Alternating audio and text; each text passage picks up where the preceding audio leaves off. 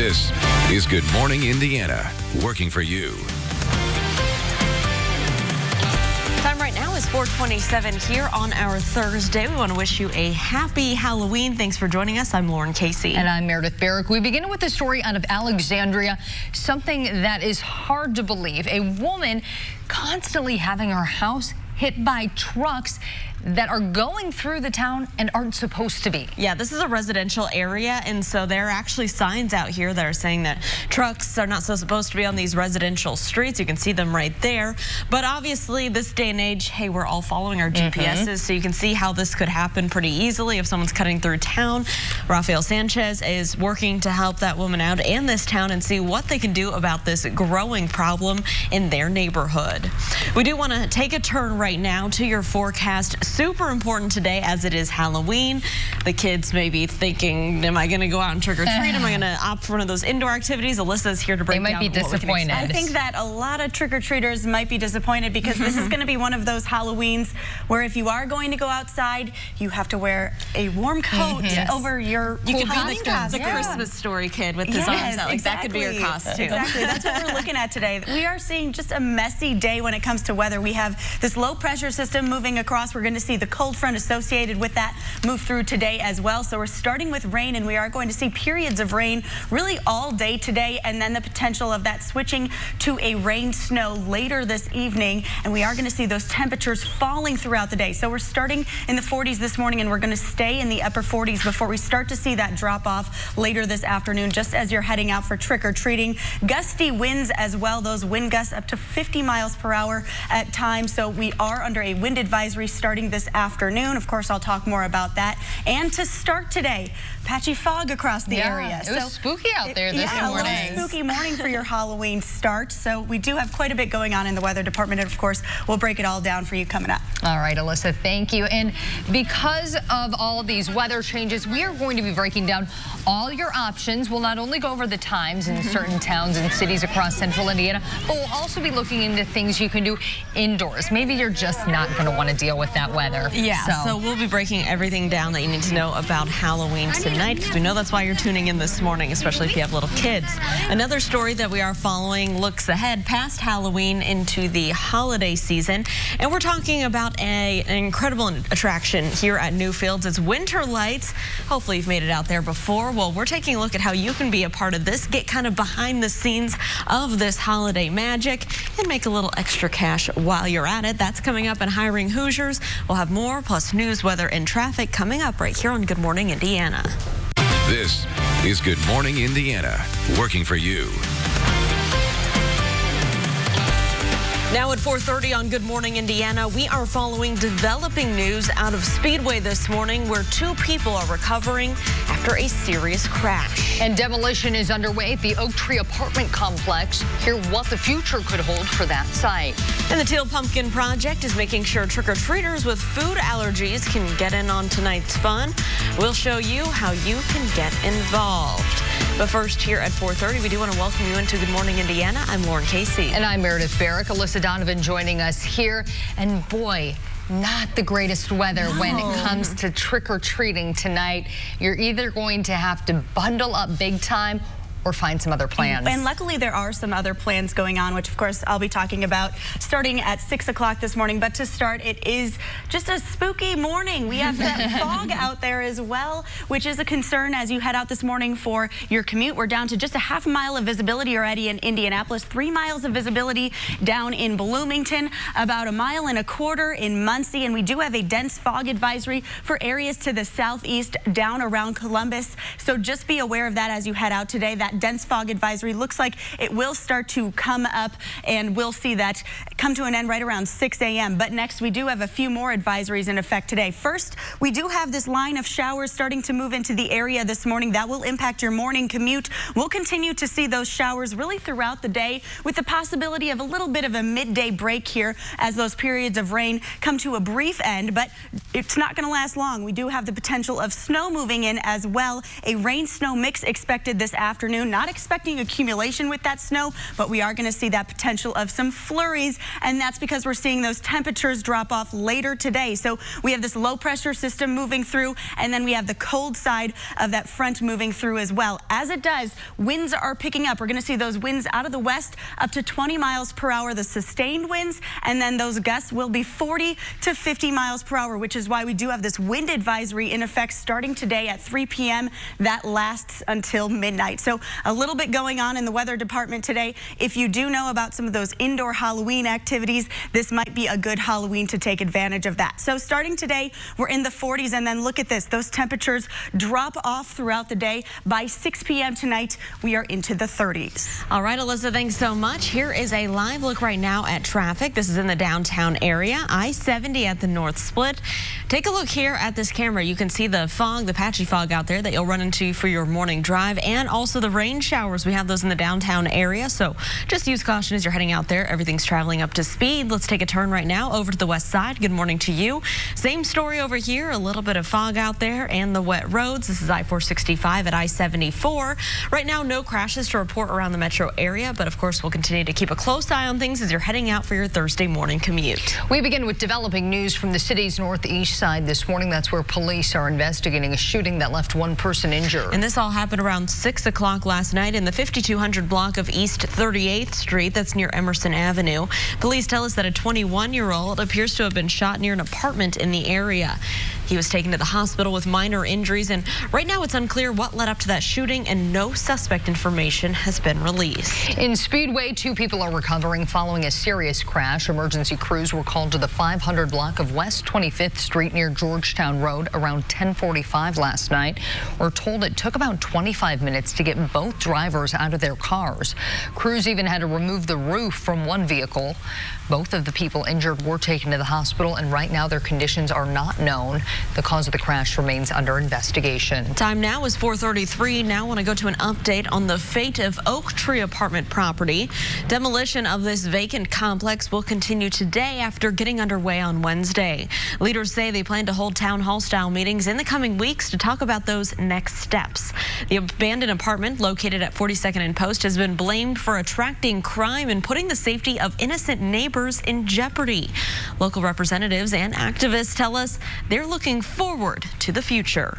We don't have any like high-rise apartments or flats or anything like that. It would be really nice to have something like that out here. We don't have any sit-down restaurants in this district. So all of those kind of things. I'm excited for the possibilities of it all. I think when we get to the planning process of redevelopment, it's very important that residents and stakeholders come to the table when we have those town halls, we have those planning redevelopment meetings, to definitely come to the table, let your voice be heard. Well, the property was declared a public nuisance back in 2013. The final residents were evicted in 2014 due to a lack of running water. An update out of Nashville, Indiana. All 16 properties, or about 25 businesses located downtown, were sold at auction yesterday. They went up for sale after the owner died and his children decided to sell the estate. Properties make up about 1/3 of businesses in downtown Nashville. The auctioneer tells RTV6 most of the buyers are local. RTV6 is asking the candidates for mayor of Indianapolis where they stand on issues that matter to you. Recently, we asked them how they would solve the city's problem with homelessness. We have to find a place somewhere in the city where we can have the homeless not only have a place to stay temporarily, but also a place where we can say, okay, here is where the outreach center is, here is how you can get out and improve your lives. Our point in time count shows that for the last 2 years, we have seen a decrease in the number of those suffering chronic homelessness. There was an interest in having a homeless facility for veterans in our city, but the neighborhood rose up and said no.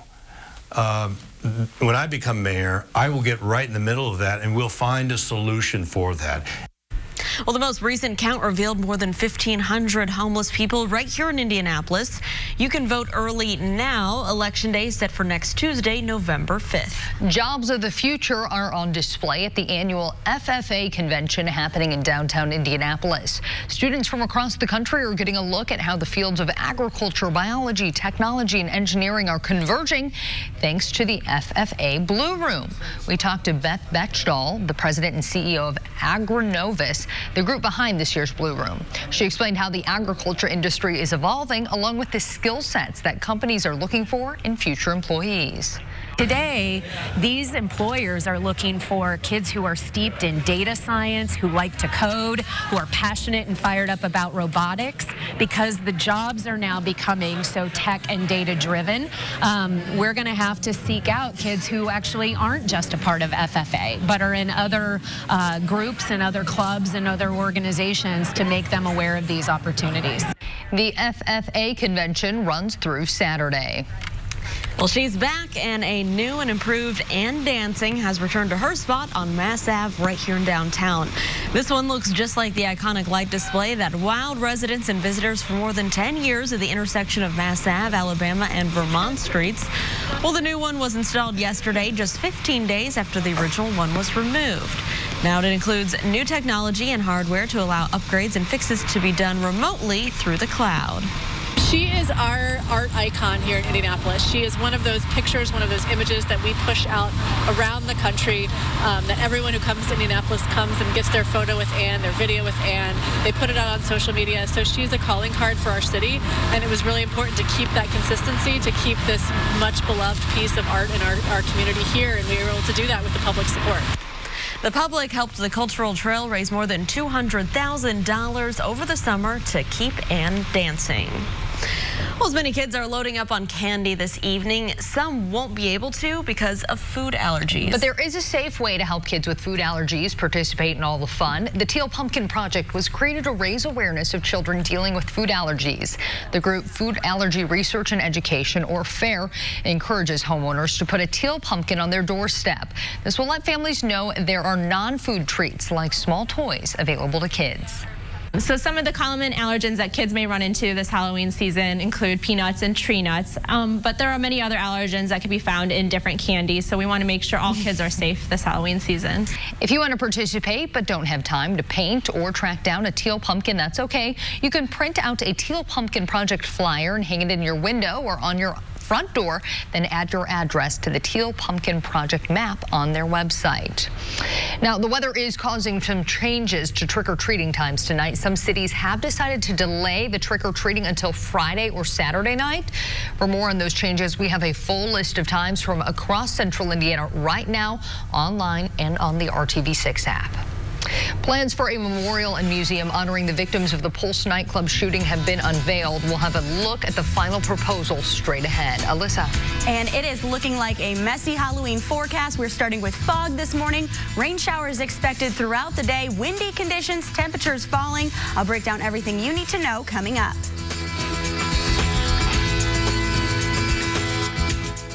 Shade. Make more of what's yours. Welcome back to Good Morning Indiana. The time right now is 4:42, and we're keeping a close eye on your commute as you're heading out the door to start your Thursday. And we have wet roads right now over on the east side. I-70 here in Sherman Drive. Traffic's moving along just fine, both eastbound and westbound. Plan ahead, we also have some patchy fog that could impact your drive this morning. Now to our other top stories. The impeachment inquiry entering a new stage today as the House prepares to vote on a measure formalizing those next steps. This is a mounting pile of damaging testimony shows President Trump sought to persuade Ukrainian leaders to investigate his political rivals. ABC's Inez de la Catera has more. This morning, House Democrats gearing up to take the impeachment inquiry to a whole new level as the full House prepares to vote on a resolution today laying out the rules for next steps in the investigation, including procedures for public hearings. Congressional Republicans still opposing the process. Speaker Pelosi has initiated a bizarre process. But they're struggling to explain the substance coming out of those hearings that's raising even more questions about the phone call that kicked off the inquiry.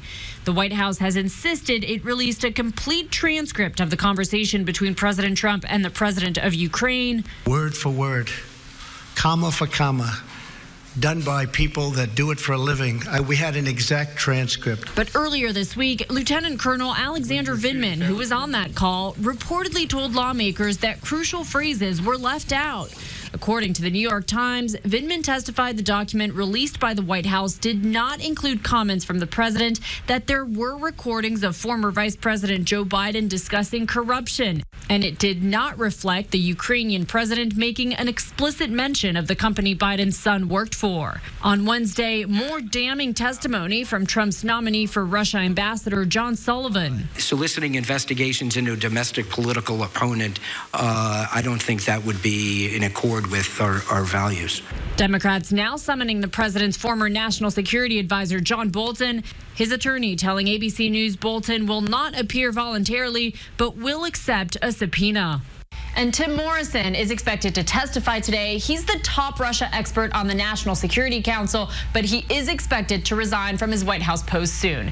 Inez de la Cuetara, ABC News, Washington.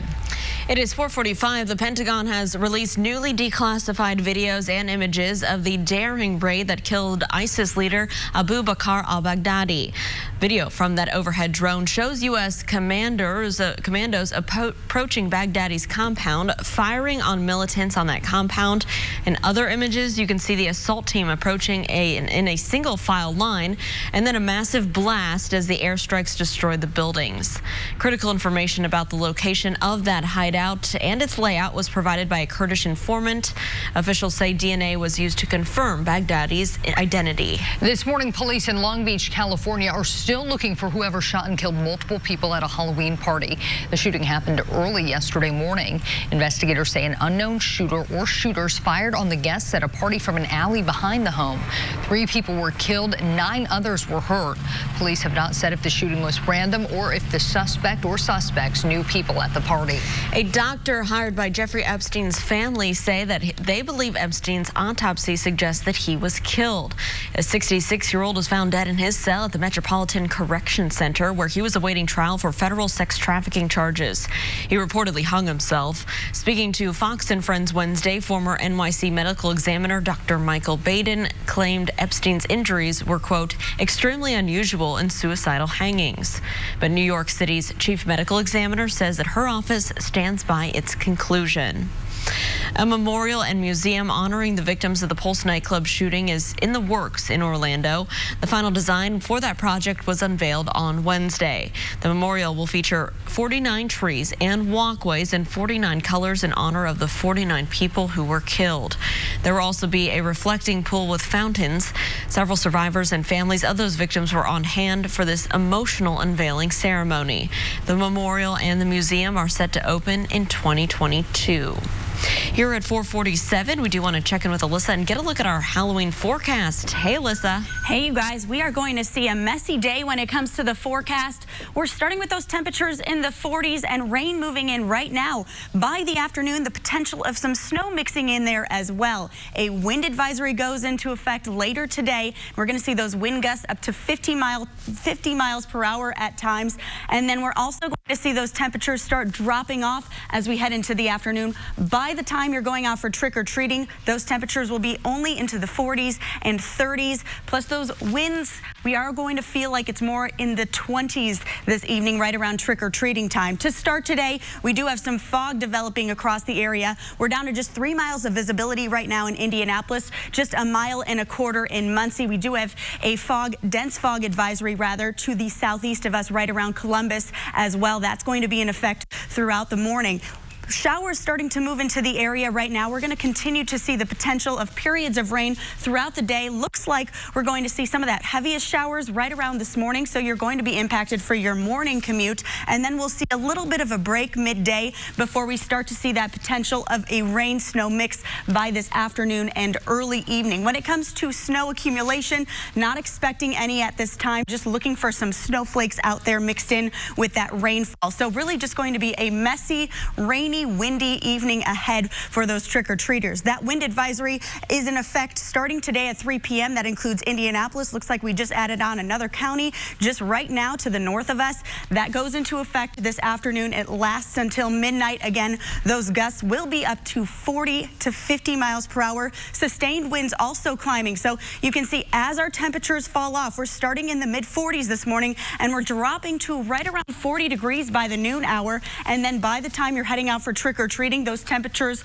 will be into the mid-30s. We're dropping into the 20s overnight. But at the same time, those winds are actually picking up. So we'll see those sustained winds by the time those temperatures drop into the mid-30s. Those winds are going to be about 25 miles per hour with those gusts close to 50 miles per hour. So that's why it's going to feel so chilly outside. Looking ahead to the weekend, behind this, we're going to see high pressure build in. It's going to be dry and cool on Saturday, still cool on Sunday with those temperatures only in the 40s this weekend, but we are going to see some dry conditions. Today, 48 degrees for the high, those temperatures falling throughout the day, rainy and windy conditions, and then we do have that potential of some snow mixed in there as well this afternoon.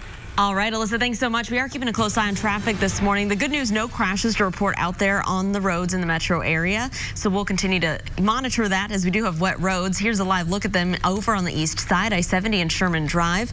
You can see the headlights moving across your screen, so everything is still traveling up to speed. Let's take a look right now over to the west side, I-465 and near Crawfordsville Road. We have rain on the opposite side of town as well.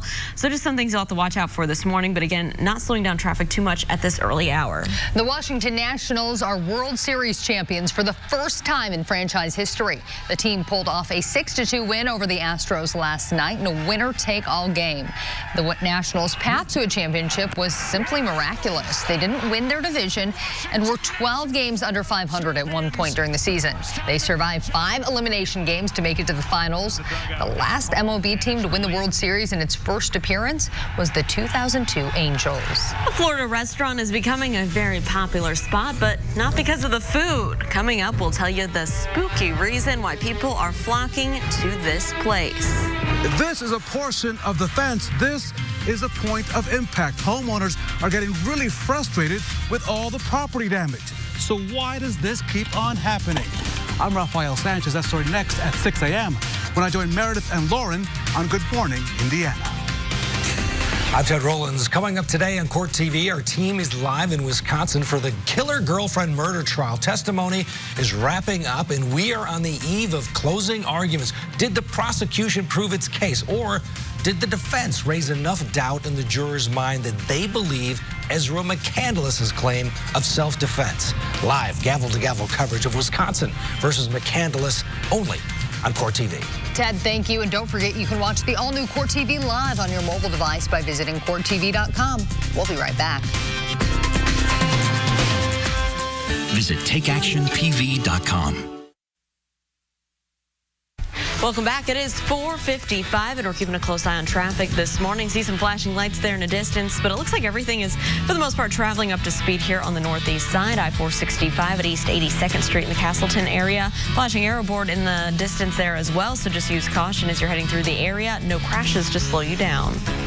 iPhone sales, they're still down, but Apple is making up with that loss with some other products. The company says the sale of iPhones plunged 9% last quarter, but sales of services were up 18%. Those services include Apple Music, Apple Care, and the soon-to-be-released Apple TV Plus. Apple is also cashing in on wearables. The sale of AirPods and the Apple Watch surged 54%. Apple expects the good times to continue into the holiday season. A Florida restaurant is raking in the dough, but not for the reason you might think. Iberian Rooster in St. Petersburg serves up Iberian Rooster with a side of paranormal activity.